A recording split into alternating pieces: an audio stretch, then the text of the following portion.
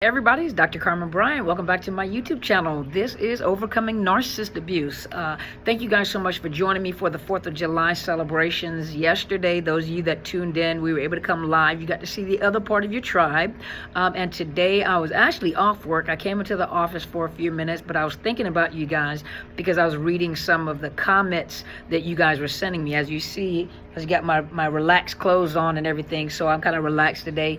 But and got food on my shirt, so you guys know I've been in here grubbing. But I just wanted to come on really quick because I was reading some of the comments, and some of you guys were telling, and I was thinking about you guys, and so I was reading some of the comments where you were talking about, a lot of you were saying how much pain you're in, how much emotional pain that you are in, and I just wanted to address it really quick, just to give you words of encouragement that, and I did a video before where I was talking about, the pain of the discard or discovery that they had other sources of supply, or that feeling like, someone is taking an oxygen mask off of you and you can't breathe and you're trying to get to the surface of water, that panic.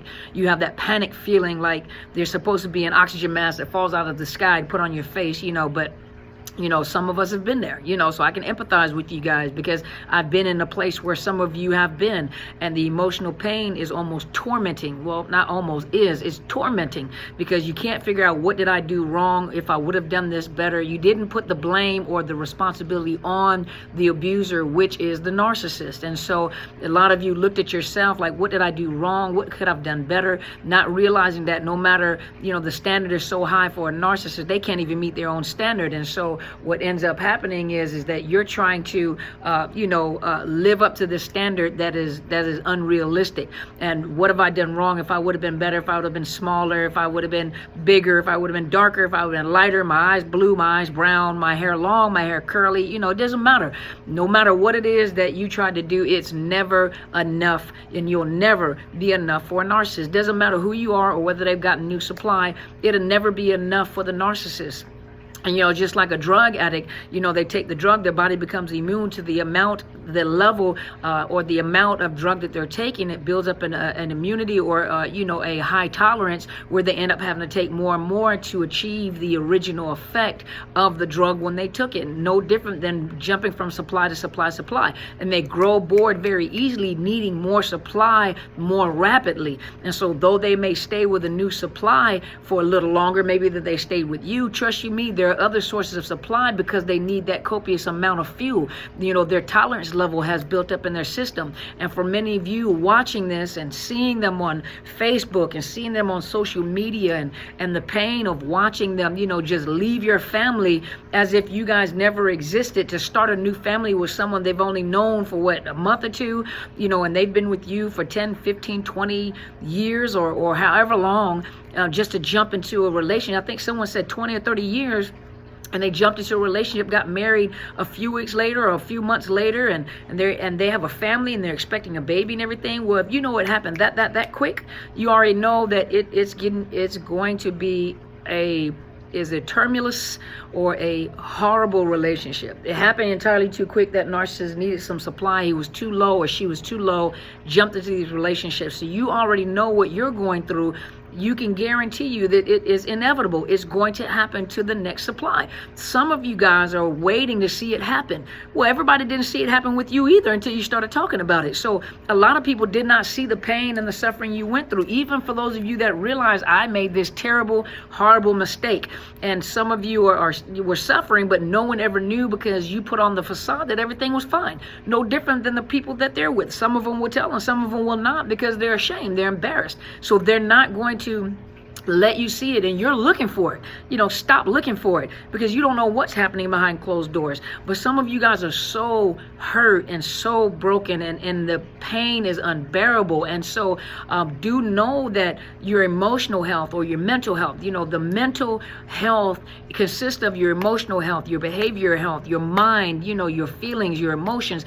But your emotions will affect your physical health. You know this because when you were in a relationship with the narcissist, some of you, the longer you were in a relationship, the sicker you started getting. Your immune system broke down because, in the midst of emotional pain, the adrenaline is pumping. So you're in the fight, flight, or freeze mode. You're constantly hypersensitive depending on what type of tormentor you were with. You're hypersensitive, you're hypervigilant, but you're constantly, your adrenaline is pumping, the cortisol in your stomach, you got big bellies, you're constantly under stress, but your body is not healing like it's supposed to. You're more fatigued, you look old, your face started aging, your hair started graying, your hair started thinning.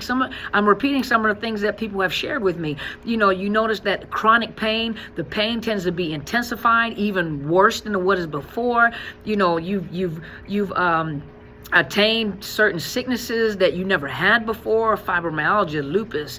I'm not saying all those are affiliated with that, but whatever you had or whatever was dormant. Some people even said, I think 2 people that I spoke to before actually had cancer, and the doctors that was diagnosing them and working with them, some of them said that they do believe, because of the fact that they were in such a high intensity, high conflict, high intense and domestic violent relationship where that narcissist kept everything unstable and hostile, their immune system broke down because of the amount of stress that the body was under and wasn't able to fight off diseases. Your body was created to be able to fight diseases, even cancer and AIDS. Your body was created to be able to fight that, and regenerate itself, and you'll be able to sleep and regenerate and recuperate, but some of you guys are under so much stress, and then now under all this emotional pain, you're breaking down your immune system. That's why it's good for many of you, go find counseling. Find a therapist that suits you, that fits you.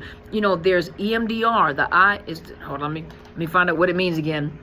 I always say EMDR, but then I have to recall what the acronym means. It's eye movement. It is, hold on, let me find it. It's good for PTSD, and that's eye movement desensitization and reprocessing. And let's see, it is a form of psychotherapy. And let's look here. It's very successful for people who are suffering from trauma, anxiety, panic attacks, disturbing memories, post-traumatic stress, and other emotional problems. So it's good for people like yourselves, a lot of you that are dealing with a lot of emotional pain, the trauma behind what has happened, the trauma of being in a relationship with these individuals. Sorry, I have to readjust myself. Let me get closer to the camera. There we go. But so EMDR is really good. Those of you that have already have other mental health disorders or emotional problems, DBT, and the definition of DBT, let's see what is good to be used for. Those of you that may have like borderline personality disorder, some survivors do, is dialectical behavior therapy, and this is good for treatment of borderline personality disorder, and let's see what else. Because some survivors do have borderline personality disorder, and based off of my training, when I had to go back and recertify for my trauma, my certified trauma, I am a certified clinical trauma professional. There we go. So every year I have to recertify, get training at recertified, and one of them I happen to be doing training on borderline personality disorder, and borderline personality disorder, per the instructor, stated that this is a disorder that also stems from trauma, and a lot of the trauma behind the borderline personality disorder is attachment disorder problems.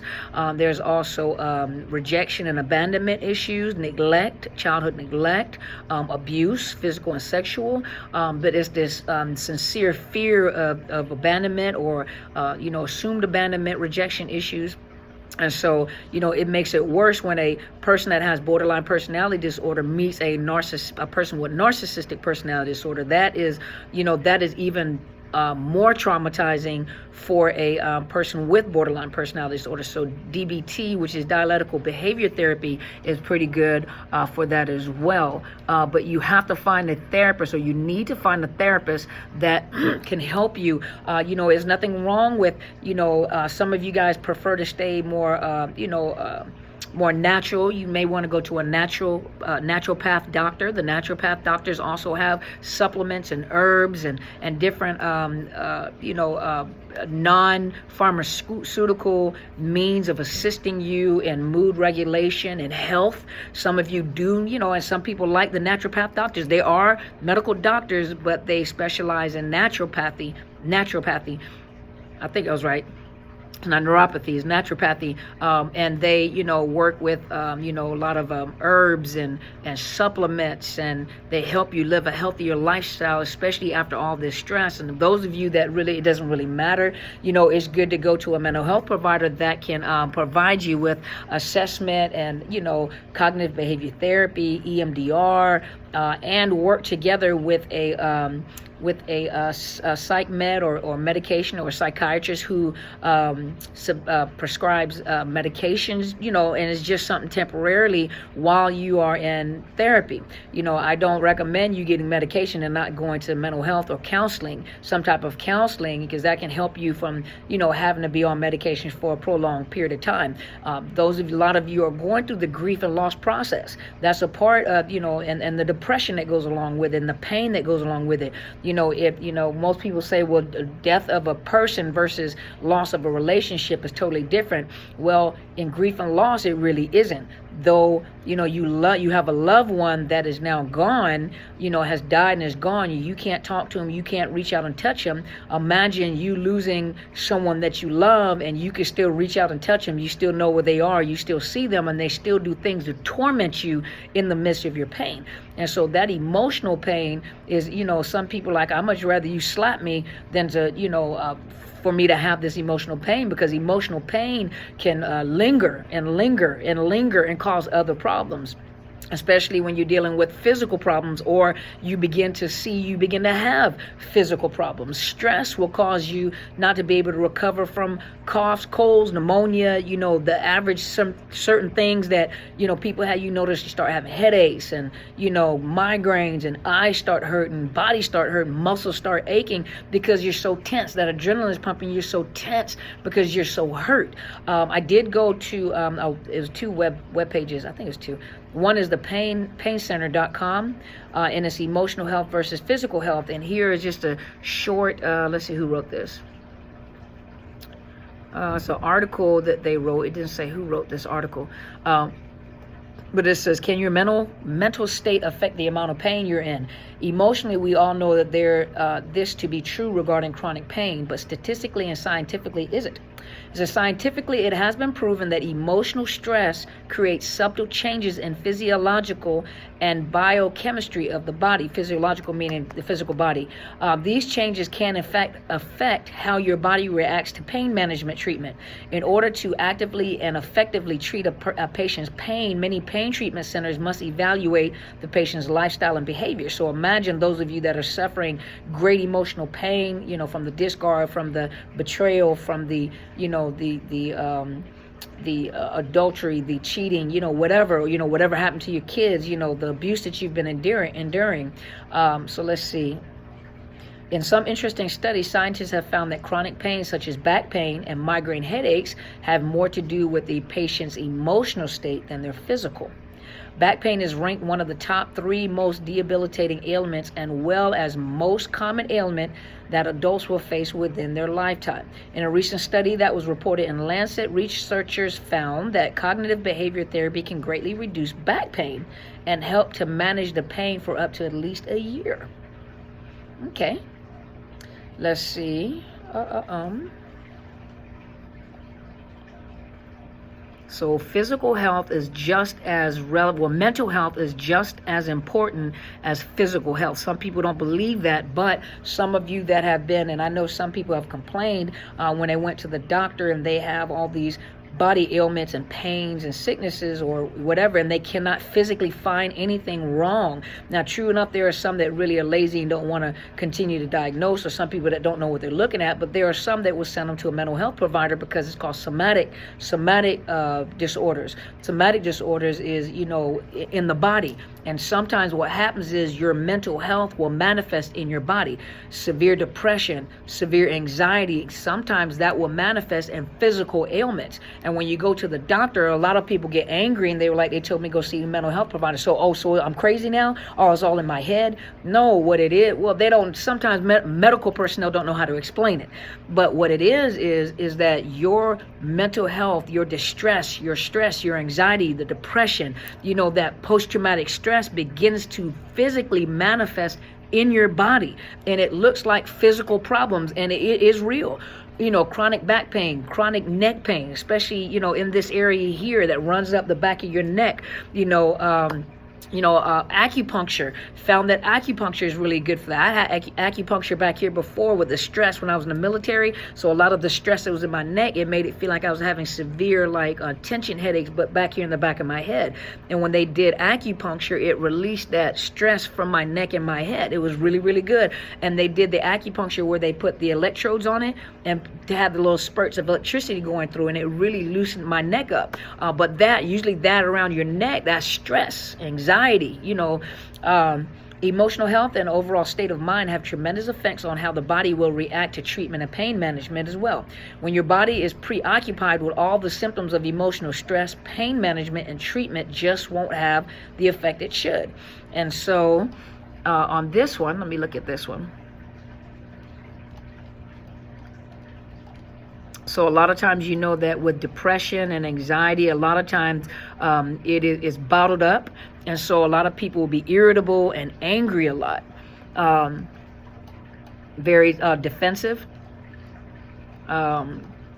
sadness. A lot of you guys who go through this, you have to hide it. So you have to go back to work, whatever position you're in, especially if you're in a public eye, and you have to hide that. So you're having to go and make the best out of a situation without crying, without falling apart. Some people turn to drugs and alcohol.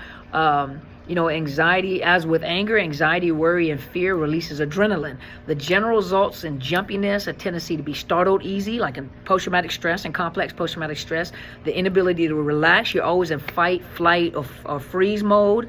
Fight, flight, freeze mode. Let's see, what else? The shame and guilt. The shame and guilt of being in a relationship and all of a sudden they're in another relationship. So you're just thoroughly embarrassed and humiliated at how they did what they did, and they don't mind continuously humiliating you and embarrassing you. And so a lot of you have to deal with that humiliation and that shame involved with the discard or the discovery of what this narcissist is or has been doing. And so let's see, shame and guilt often results in feeling of butterflies. So you got that butterfly feeling, or some of you, like literally you've lost your breath, you can't breathe. It's like you're gonna have a heart attack, you're having a panic attack, you're getting lightheaded, you're confused, everything seems to be blurred, or you're like living in a dream. That's called dissociation. Let's see, or weight in your stomach, like you have this heavy weight in your stomach and you can't even focus. You can't focus, it's like you lost your focus, you can't concentrate. Common among people with addictions and chronic pain. Shame is worsened by the need for secrecy and the ability to do things for yourself. If not reduced, shame and guilt can cause nausea and other stomach disorders. So a lot of people that deal with gastrointestinal problems, GERD, heart issues, high blood pressure, high cholesterol, chronic headaches and tension headaches, eye problems, so yes, your emotional state will affect your physical health. And so for those of you that are out there and you are hurting so bad, trust you me, a lot of us understand what you're going through. Out of this tribe here, many people on here who have emailed me and inboxed me, a lot of you are saying the exact same thing. This pain is so excruciating. I've never been through anything like this before. What did I do wrong? Wasn't I pretty enough? Wasn't I skinny enough? Wasn't I young enough? Yes, I can see that I've lost my looks. I've gotten gray hair. I've gotten older. Well, to a narcissist, unfortunately, when things begin to grow old, instead of growing old together, they need something new. It doesn't matter that they're growing old and they look like the crypt keeper, like I said in the last video, doesn't matter that they're growing old and their looks are fading, as long as the supply that they're with, their looks don't start fading. Because when their looks start fading, they need to upgrade. And when they upgrade to someone that may look prettier than you or may look younger than you. But trust you me, You're dealing with a person that's unsuspecting and an unwilling participant in this terrorism that they're going to, put upon them. Their mind is not prepared for what they're getting. It's monsters leaving your home, and the terror and the debris and the carnage that this person has left behind, only to go into a person that's unsuspecting and pretty innocent, and willing to be, and thinking that everything is normal and whatever's been said, only to be in a position very similar to you, and they're going in, they started off with you at a level 2, they're leaving at a level 15, they're going into this new relationship at a level 15. However, they got to go in, covertly and innocently enough, but by the time they leash and that mask falls off, they're not at a 2 where they started off with you, they're at a 15, at the worst stage, already, because they've gotten comfortable in where they were at in the harassment and the torment in the relationship with you. And so it comes a time where you just, male and females alike, a lot of men will not go seek counseling because, to have emotional pain is seen as a weakness for some people. You can't get it together. Won't you snap out of it? Get it together. You're strong. You're a businessman. You're a businesswoman. You have business. Okay, but, the mental is fragile. And men cry too. Men have emotions just like women have emotions. Trust you me. It's society that has taught men that it's not appropriate for a man to cry. That it's not appropriate for a man to be hurt. You guys not supposed to be hurt because they showed an aggression. They got to be men, But, men, our little boys had, they cried. And mommies went and kissed the boo-boo and made the boo-boo better. Well, you got a big man with a big boo-boo. And that boo-boo is on his heart. And so you guys, especially women, in society, we have to stop being so hard on men. I'm not saying that a man is supposed to just cry all the time because, you are our strength. We can't go to a movie and we're looking at a horror movie and you screaming louder than I am. You will be sitting by yourself. I need some scruff. I need strength. I don't care how scared you are. You don't need to show that to me, right? Or we watching a movie and I'm crying and you crying harder than me and I got to pass you the tissue. No, I understand there's some strength about men that we love. There's some strength about a man, a king, that is just powerful for a woman. That strength and that makes us feel safe around you. But at the same time, ladies, we have to understand that men have emotions just like women have emotions, and they hurt just as bad as women hurt. They just don't express it because we're free, because we're females and we're mostly nurturers. So it's more common to see a woman, cry, and we talk a lot and talk our pain out. That's why it's kind of cool to be on a video, because I talk a lot. But for men, it's not, they're not taught to talk their issues out, to talk about it. So it makes it harder for a man to get into therapy, because they're not taught to talk it out, especially if they're talking to a female. And what if that's a female that was the one that was the abuser, that was the perpetrator, or a man, to be able to be honest like that. I commend a lot of men that have been able to come out and say, you know what, I don't care anymore, I need help. And then when they finally came, like a lot of them that I met in counseling, they were like, you know what, it's not as bad as I thought it was. I really needed this and I appreciate it. And I was really honored because I was the first female they came in contact with as a counselor to trust me to be able to bear their soul. And it was so amazing because they had a strength about them, and all they needed was someone to listen and really to confirm and affirm, what they were feeling, what they were going through, without judging them like, it's not right for me to hurt. It is right for you to hurt. You do have feelings. And so it's just a place, males and female alike. Some of you guys are hurting, really, really hurting and damaged. These people have really inflicted a lot of damage in people's heart and souls. And so I really commend a lot of you, especially those of you that have joined me here on YouTube, those of you that have, even the kings that have spoke up and said, you know what, I'm hurting, or I was hurting really bad, and really it broke my heart, because a lot of these women that were narcissists took your kids, won't let you see your kids, turn the kids against you, And so I really, honor you, each male and female. I honor you guys, for being here and hanging in there. What comes around goes around. You never know what's going to happen when these individuals, some of you woke up and realized your parents were narcissists, and then you ended up apologizing to the parent that you were harassing. So some of you reestablished relationships again, and you realized what you were dealing with. I didn't know what I was dealing with.